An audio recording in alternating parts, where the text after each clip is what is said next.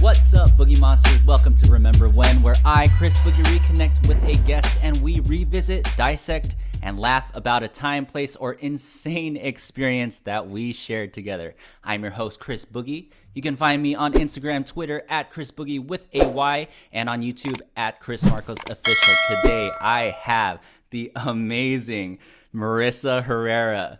Marissa is a Latina LA native, director, producer, and choreographer, and leader in the arts education. She is the co-founder of 4C Lab and the CEO of De Mi Alma Productions, in which she created and executive produced the award-winning TV pilot, 2 Feet In. Tight. Marissa is committed to increasing diversity, equity, inclusion, and representation across all media and performance platforms and creating good trouble in our society. When not creating, Marissa enjoys a good margarita, a old school hip hop R&B, and chilling with her dog, Brooklyn. Marissa, what is up? What up, Boogie? I am so happy to be in conversation and community with you. I miss you too. It's so great to have you on here. Like, you were one of the first people I thought of when thinking about this whole project, because you're a huge part of why I'm here. I love that. I know when in thinking about back from when we met, which is interesting, which I know we're going to get into because we actually auditioned kind of for the same role I was auditioning for that you booked.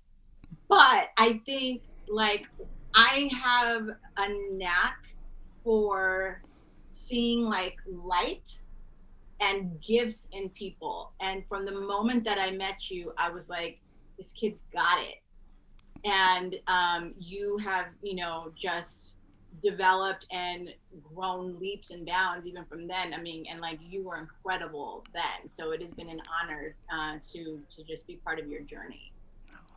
Thanks, Marissa. Oh my gosh. This is going to be really exciting to go way back to 2012. So let's get into it. So formally, how do we know each other? Okay, so 2012. Wow. It's crazy because thinking about time is so irrelevant right now in this time for people that are, listening and watching to this in the future. We've been on stay-at-home orders for 9 months in the time of COVID-19 in 2020. So time is just so weird. So to think back 8 years seems like eons ago. But I remember walking into the audition of the West Coast regional premiere of In the Heights at Casa 0101. And it was the callbacks that they had us, come in for. So I had just gone into audition for the ensemble, and then they were just like, what if we had a female graffiti P? And I was like, cool, which wasn't I had never even thought about that. So in the callbacks, they were like, oh, okay, come back. And then I go and it's us. It's like me and you.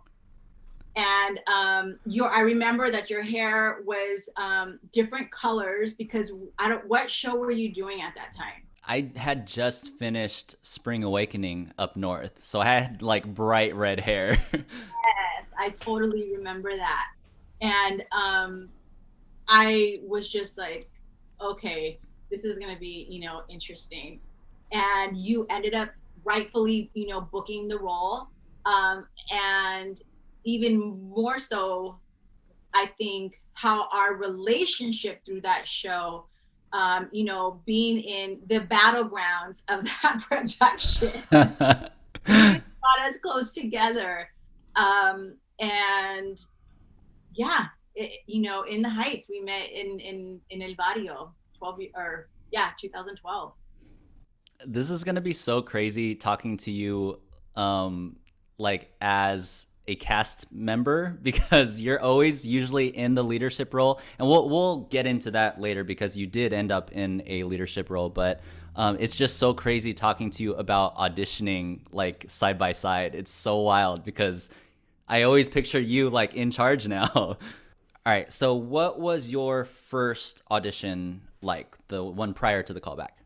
It was really long. I remember being in the waiting room for like 2 hours before even getting called in. And I was the last person that they saw that night. And I knew it had been a really long day, for the team that was casting. So I'm like, okay, how do I, come in and kind of, shake up this energy? And so I walked in character, and I was like, yo, why I'm always the last person invited to the party? And they just like broke down, laughing. So I think that was a good, selling point for me because I just, breaking that wall of just like, oh, hi, thank you for having me, really helped. And while I was in the waiting room, ironically or not, I spent a very long time with our amazing Benny Perez, who ended up being cast Kevin, who had just come off the national tour, as Kevin. And he also was part of like this amazing, familia that we've been able to build. I will say, like you said, auditioning, coming from being on the creative team of a lot of different projects at that point was interesting. And it was a new production company. They'd never done a musical at Casa, and I'm excited to say like we were part of something really special because since then they brought more musical theater to that space, for that community and that audience. And they're doing, bilingual shows now, stuff for kids, which is really, really dope. I just kind of got asked to do a million different things in the audition. We weren't taught any choreography. So, I sang my song, and then they just kept putting on like different music and we're like, go dance, so you do that not knowing how long you're going, and they put something else on and then go and not knowing, how long you're gonna go. So that was the initial audition. I don't even remember. Did we ever learn choreography in the audition process? I don't remember. I don't think so. I think I had a similar experience. They just kept on playing different music and they're like, all right, just go for it. And I just remember walking out of that room like, embarrassing story. I tried to do a flip during that audition and did not land it. Which was so surprising that they called me back because that audition was awful for me. But did you felt good about your audition? Like you walked out of the room and you felt good about the energy that you brought in? Yeah, I did. This show is really special to me for so many reasons. And when the Broadway auditions were being held, I had just blown out my knee in doing on tour, doing Selena Forever, and had surgery and was rehabbing. So I have a lot of incredibly talented friends that were in that original company, and it was just like, oh my God, like here is finally a show sharing our stories of people that look like us. And like I was laid up, on the couch with a bad knee. So when the opportunity came around to audition for this, I was like, okay, I have to be, I have to be in this show. So I did feel good about, I was confident because I knew the show really well, which I think, was different. And I do think I brought a level of, I don't want to say like seniority or experience, because we had a lot of experience cast in there, but I knew that if I was cast, I was going to be able to help build a strong foundation for the integrity of the show. which I'm sure is like the next part of our trip. Yeah, that was like a wild kind of audition process. I just remember the callback, a sea of people just in that building, filling every room, the parking lot, the sidewalk outside, just practicing the routine that we learned. It was wild, but it was kind of like one of those experiences. I was still kind of new to LA, and I was like, people are really hungry out here. Like they want it. And that's interesting that you say that because I'm LA born and raised, right? Like, and so much of my career and the projects and the works that I've done, I've never been able to do at home. So my family, they've either had to like, travel to be able to come, to see me. Um, my students had never really seen me do live production in person. And so to do this show here in my home city was just like huge. It was monumental. And when I found out, that I was cast, it was a really prideful moment, to be part of something that I knew was going to be really special. Mm-hmm. And you kind of already touched on it, but I mean, what was your reaction to seeing the cast? I mean, most musical theater shows are um doesn't don't have as much diversity as in the Heights did. And I remember for myself seeing everyone and being like, there are all different colors, shapes, sizes, like ages. Like this is like where I need to be right now. Yeah, luckily, I think for me, I have been fortunate enough in my theatrical career to work with diverse casts. And Selena Forever, was a primary Latino cast from all over the nation, which was an awesome experience, to tell the story of Selena Quintanilla. And then also being on the anniversary tour of Zootsu as Lupe Reina, I really was able to be part of some amazing, diverse, productions. But I think what made Heights even more special was it wasn't just like, oh, like this is a Latino, story. It was a story about community that you could have, a Filipino, graffiti P and Afro Latinos and all different sizes, and representation of like what our world and our communities look like today. And then to add in, the element of like breaking so many traditional rules of musical theater, with everyone's like, oh, it's rap. It's storytelling. You know what I mean? It's this cadence that is so special, and just the music. Oh my God. And our first sing through, I totally remember like being in that theater, sitting in a circle, and as soon as that clave came in, it was like and boom, we were making magic.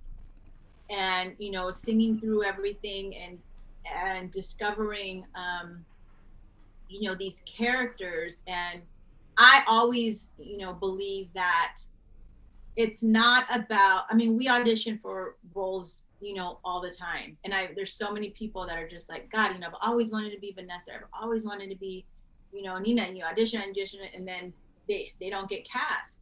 But then when they do, it's all about timing, and it's one of the mantras, that I've shared with you, and, even, Ruben Carbajal, that was part of our Heights family later, into Hamilton. I'm like, it's not if, it's when. And we just have to keep showing up and being who we are. And the thing with Heights is that it always comes into your life at the right time. When you are in a place as an artist to give whatever role you're in, and especially as an ensemble member, because the ensemble is the breath of this show, to bring those characters to life, and for the show and the story to feed you in a way that you need in that moment. So like that first thing through, I just remember just going through the finale. And by that point, we were all on our feet. Everybody was in it, and that there's just a magical moment that happens when everything makes sense. And like looking around, I was just like, oh, like this absolutely makes sense right now. For sure.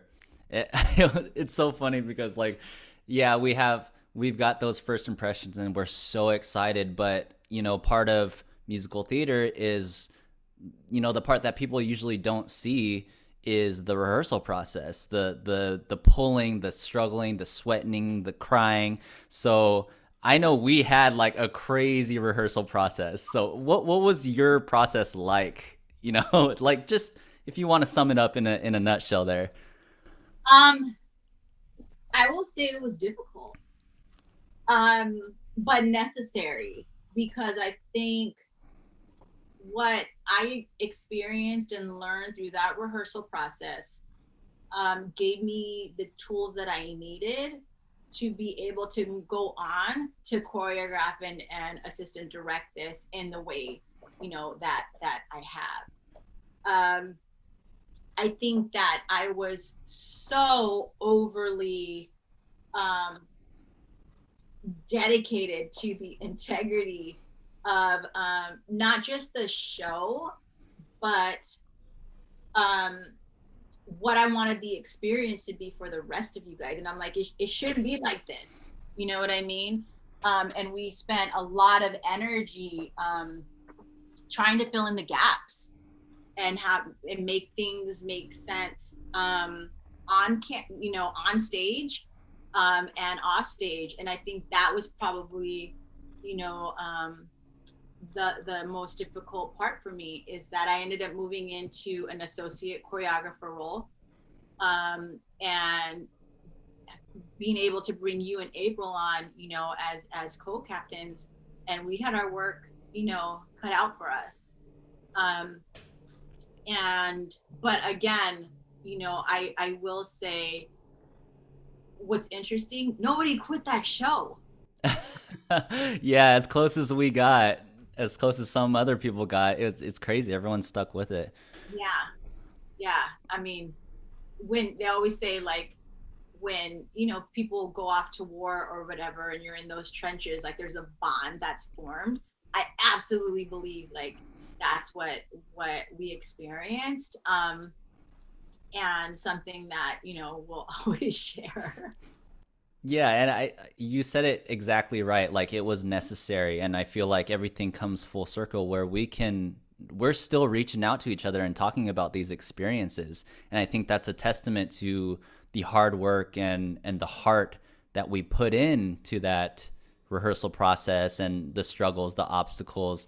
We faced it together. We went to war together, and we came out, and we can look back on it. And I think that's an amazing thing. One of the things that I remember from the rehearsal process that was like very enlightening was our director Rigo had us pair off and walk around the community and talk to each other, and we got paired with each other. And I just remember listening to you about you talking about arts education and your kids, and spreading, widening your circle. And I I just remember just being like, I need to be like this person here. Like she's got it figured out, which is like definitely why I was kind of like drawn to you, is because I knew you knew what you were doing, and I knew that you wanted to share that knowledge with people. So it was only natural for you to become my life coach, my mentor, because one, you have so much experience. Two, you understand the integrity of art. And three, you're just cool. Like you're just you grew up in the same, like, coming from one of the coolest guys I know. Okay, no, like Marissa, like when I'm not even gonna get that far into it, but you're just like, you're so amazing. But let's get back on track here. Let's see. What do you think was your favorite part of the show? It could be like the show itself or the whole experience. I like we've touched on it before how we were presented with some unique circumstances. So there's definitely like the show aspect and then the what we take away from it aspect. There's three things. First, my favorite part of the experience of this show, absolutely, the cast, because we really did become a family, and even moving forward, you do productions and everybody's close and then things kind of die off. Like, we don't have that. Before COVID, like, we still get together, and it may happen once a year, or even twice a year, but we don't miss a beat. We are still supporting each other. We're still looking out for one another, which is so beautiful, and incredible. So I would say that's one. Two, for this show in particular, when the night my family came to the show, and it was a small house, right? So, like, looking out, like, you see everybody, and it was during Alabanza, and looking out and seeing my family weeping because the abuela character, who we all have that matriarch, in our lives, was my abuela. She took care of everybody and she raised everyone. And, between Alabanza and everything I know, like, that was my relationship with her. So that, I couldn't even, like, get through the song because I was just, like, ugly crying through the whole thing. So just that part of the experience in the show. And then third, I never get tired of this show. Like, no matter how many times I'm, part of the creative team or, advised or consulted or whatever, I never get tired of this show and this story and the impact that it has, not only on the audience, but those of us that bring it to life every night. I mean, that show, like you said, came at the perfect time, as far as my career goes. I remember this first production was so special to me because I had auditioned for the first national tour. I was still living back in Monterey, and me and my friends Eric and Camila drove down to LA to audition for this tour. And it was kind of one of the last memories I have with Camila, because she later, developed cancer and ended up passing away. But I felt like that production really kind of, I carried Camila with me that whole time. So I think, coming full circle, this whole theme of full circle, she was one of the reasons I was there, and one of the reasons I was in the right place at the right time, and I was able to meet all of you guys, and you guys kept me here in LA, kept pushing and spreading art and love. And it's just, gosh, I can talk In the Heights like all day, every day. But you're right, the music and the show never gets old. We've done the production so many times now, and you're always finding new things and meeting new people. And it's great that we can be in a position to spread knowledge now that we've kind of been through the experience of that first one. Yeah. And I think too, just like, moving from that experience, like, moving forward, I mean, Andy won, a Tony for best choreography, and no one had really seen anything like that. And to move forward and, like, have to create original choreography for a show that won a Tony, it was, I would say it was a challenge, but it wasn't, because just my aesthetic in my own process and choreography is, taking pedestrian movement, and the elements of, hip hop and Latin groove. That's just my jam, like where I live. But just the intricacy and y'all know, if anybody's listening to this work with me, y'all know I can't count, and that's why I have amazing people like Chris Boogie and Lori and April and everyone else that's assisted me. But that's just it. Like, this is a show, and especially when it comes to the music, like, you have to feel it, because there is no count. You know what I mean? It's a groove, and it's something that is an energy. And that too, in moving forward, when and I remember we had this conversation. It was during this show in our rehearsals. Y'all, we had rehearsals, I think, like 6 days a week, right? Yeah. For like an 8 or 9, like the rehearsal process was so long, and they were unpaid. Yep. And I got paid, full transparency, we got paid like $375 for like the, entire run. But that's how badly we wanted to be in this production. Like, we all, made that sacrifice. And I remember talking to you, and you were saying how frustrating it was, which is true in this industry, that it's hard to be the new guy, because a lot of these choreographers will just continue, like, you always calls, and then they just end up using the same people that they've always worked with. And I remember sharing, I was like, it's not about who you know, it's about who remembers you. And for me, I was just like, I love discovering new talent. When I see it, I can recognize it, and I'm like, I want to work with this person. But I also love to keep good people. And you have become one of those people, for me. Anytime I have the opportunity with this show in particular, to work, I was like, Boogie, are you available? Like, not only to help choreograph, but you will forever be my GP. You know that. Always find your way back to that role. I have no problem with that. I was like, you don't have to come to rehearsals. Just do what you do. Oh God, well, we have to have another episode where I came into that Rancho Cucamonga cast last minute. We have to talk about that experience in another episode. Okay, and so we kind of touched on a few things, but what's kind of your not so favorite part of the whole thing? Because we went through some stuff. Yeah, I would say the wasted energy that we could have put into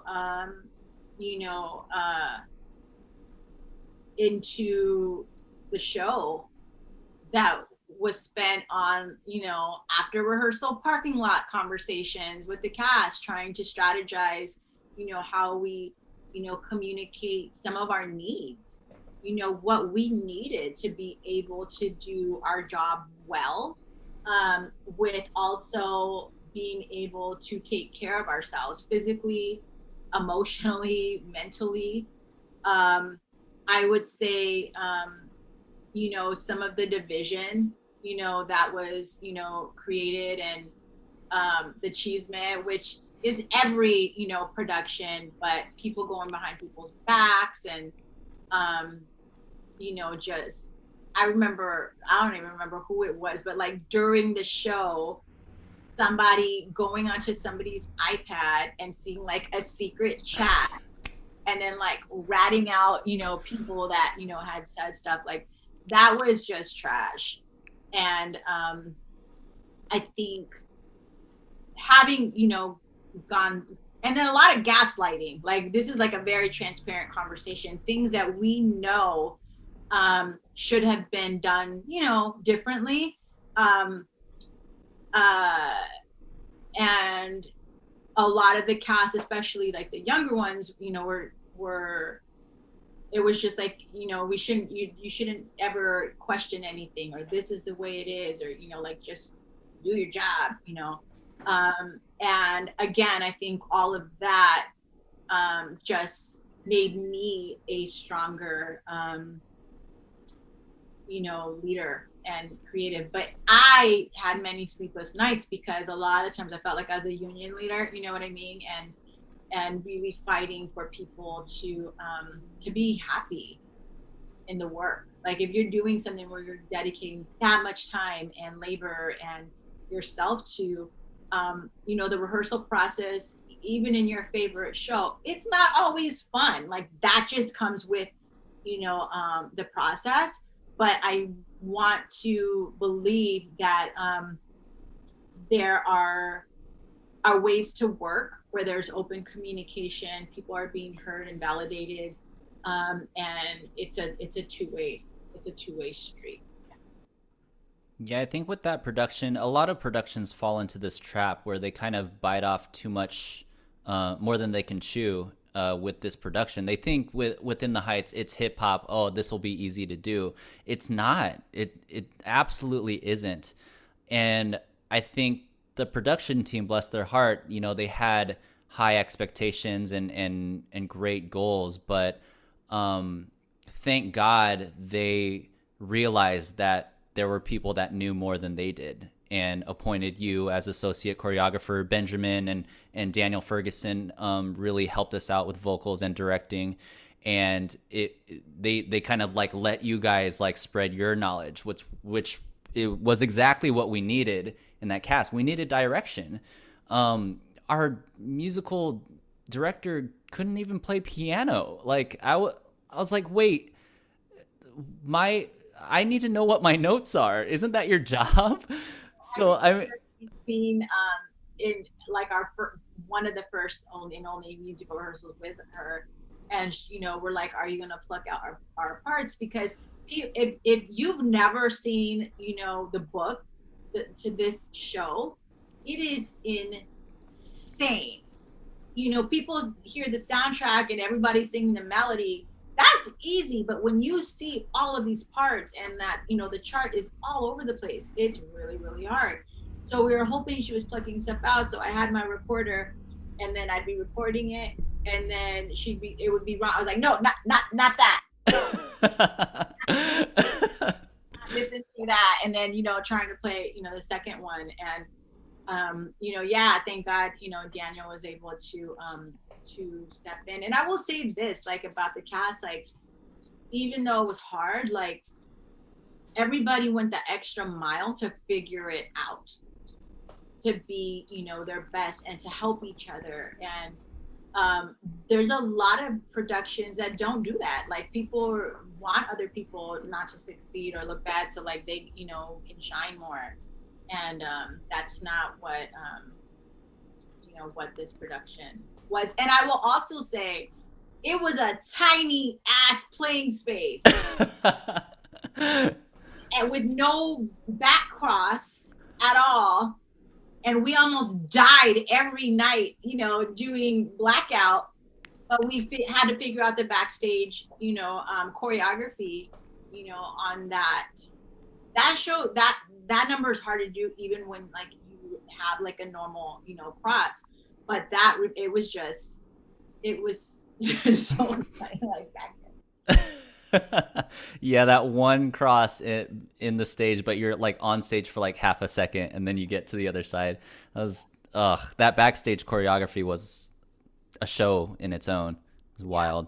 Oh no, it absolutely is. I always, in choreographing, it's just like the 11 and a half minutes of like, crazy how, and I'm like, if you miss something or you're late, like somebody's going down. So you gotta make sure, we're on it. So what do you think you learned or ultimately took away from the entire experience? So much. As crazy as that experience was, I would not change it. I think, I know, Ben and I, we were, in our costumes, in that little tiny backstage, area by the sign-in board.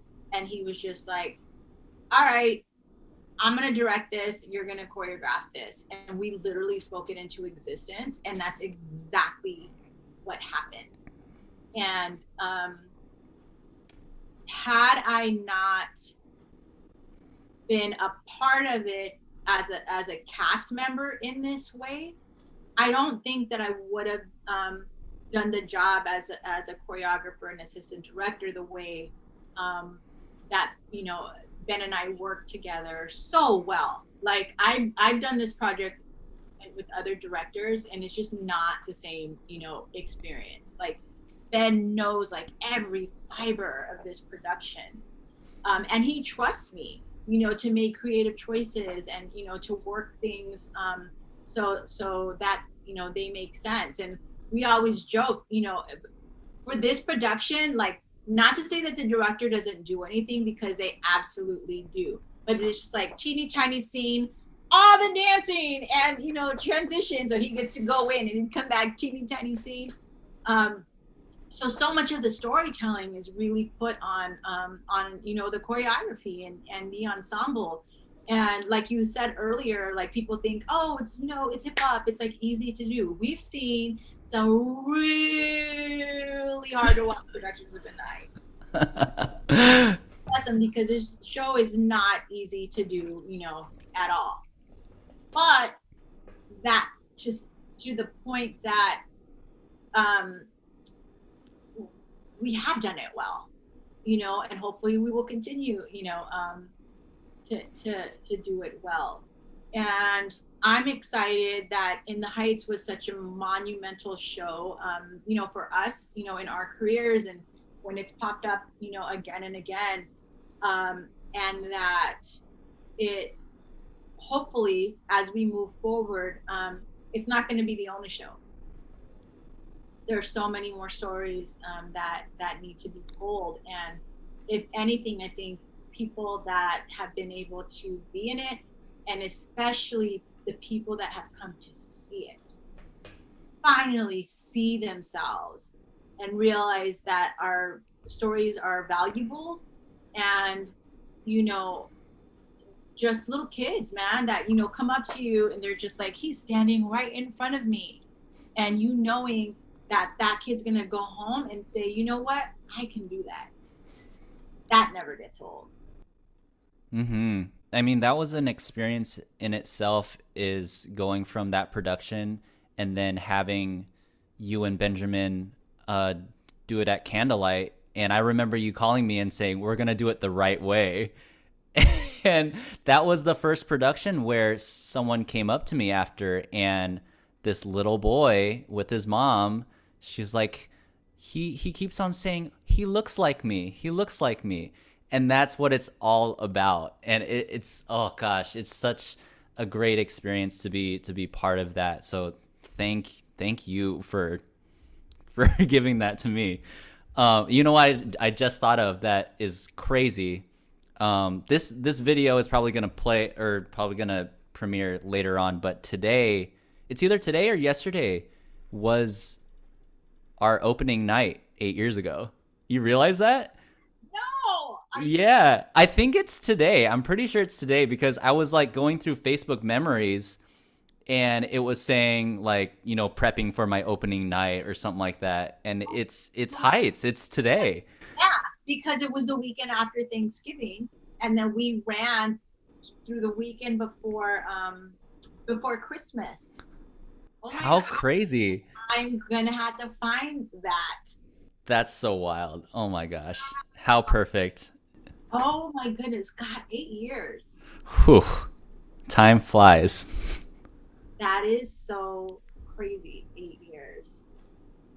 Yeah, so many awesome memories of, I mean, we can look back and, I guess laugh.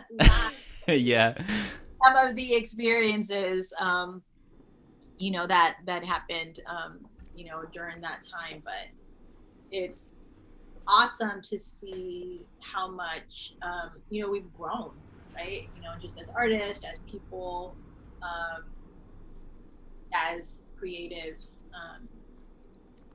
Yeah, that was a really, really special time and show for, all of it. Mm-hmm. Like I said, all the tears. I will say 8 years later, a lot hasn't changed. I'm still like in awe of you and all your works and everything that you are. So that hasn't changed one bit. All right. But these might change my opinion about you if you answer wrong.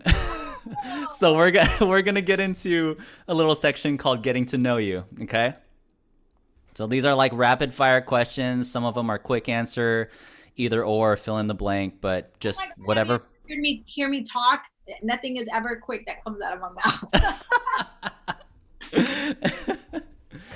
All right, ready? Mhm. What's on your pizza? Pepperoni, sausage, bell peppers, and mushrooms. Yum. Favorite alcoholic beverage? Uh, Marissa Margarita on the rocks with salt. Yum. Backstreet Boys or NSYNC? New edition.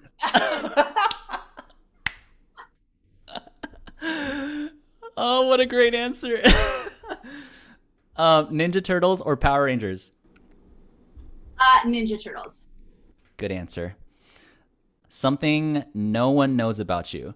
I will say something that's new that most people probably don't know about me is I now have hearing aids, which I'm sure I can't wait to be in a rehearsal room again, or on stage and actually to be able to hear what you guys are saying to me. Well, that's exciting. All right, fill in the blank. I wish I wasn't scared to. I wish I wasn't scared to start auditioning again. Something you're obsessed with right now. I am obsessed with still listening to D-Nice DJ sets on Instagram. They're so much life during this very difficult time. So a good DJ set. Dope. Something you hate that everyone else loves. Schitt's Creek. Tried. I get it, but I think the hype was just too much. Our dear Leo Ayala loves that show. Today's his birthday, by the way. Oh, happy birthday, Leo. Leo gives me life still. But him and his boyfriend are obsessed with that show right now. Yeah. I mean, I can see why people like it, but it just wasn't my jam. Yeah, I haven't started it yet, but we'll see. Who was your childhood celebrity crush? My childhood celebrity crush, going back to, I would say back to New Edition, Ronnie from New Edition, still best dancer, the one that didn't get into trouble like the rest of them. And yes, I still love Ronnie DeVoe. Dope. Favorite TV show growing up? Fame. Fame, yes. Changed my life. All right, and one. Here too, I know that. All right, and one thing you want to be remembered for? I think the one thing I want to be remembered for is giving people a safe space to share their story and their art. Beautiful. That's such a Marissa answer. Like that, it's not even like cliche or anything. That's Marissa, and yeah, that hit me in the heart. All right, so one last thing to close out this whole experience, this whole time machine jump back to In the Heights. So this question got brought up in the previous episodes with other guests, and it's very interesting to hear the answers. But is there anything that you wish that you could say or do, like if you can go back in time and change something or say something to a certain person in that cast, in that production, that you would do? I would go back and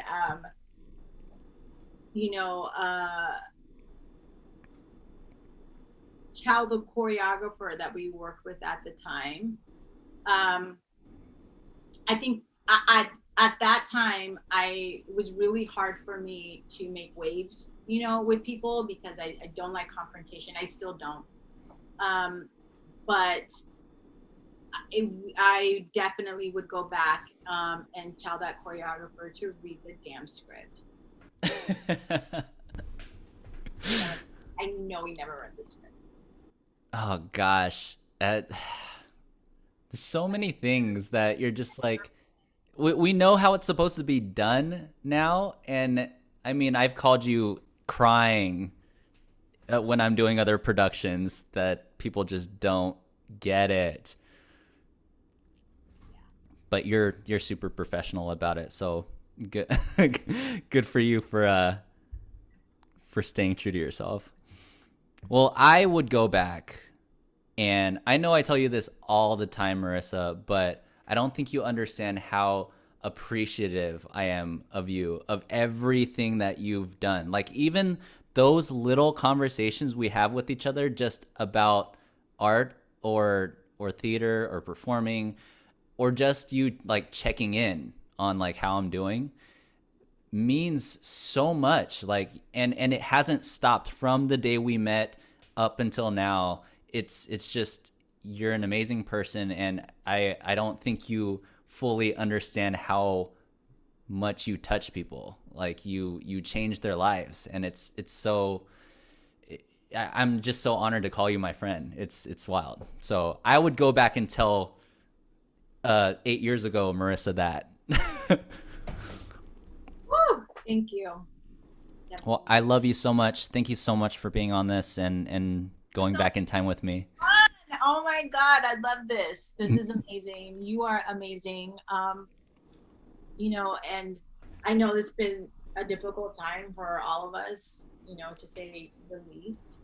And I would go back and, just tell that little Boogie, because you were so young, I look at those pictures, that it's all gonna be okay. For sure. Well, we'll have to have you back on some episodes, and we'll revisit more times, because I love this. It's been super therapeutic, and just revisiting a happier, simpler time has been really helpful for everyone involved. I needed this. This was amazing. Thank you for, I think so much of this time has been, it's not anything that we could have prepared for. It's not like we knew this time was coming. It was just ripped away from us. And we are dealing and healing, this exposed wound. And a lot of us have been in the mindset of what we've lost. So thank you for giving me the opportunity to go back and remember, the joy and the love that we have for, each other and what we do. And I can't wait to do it again soon. Awesome. Well, thank you, Marissa. This is Chris Boogy reminding you to lead with your heart and stand on love. Don't forget to follow if you're listening on Spotify, or subscribe if you're watching on YouTube. And as the Irish poet Oscar Wilde once said, ultimately the bond of all companionship, whether in marriage or in friendship, is conversation. Deuces.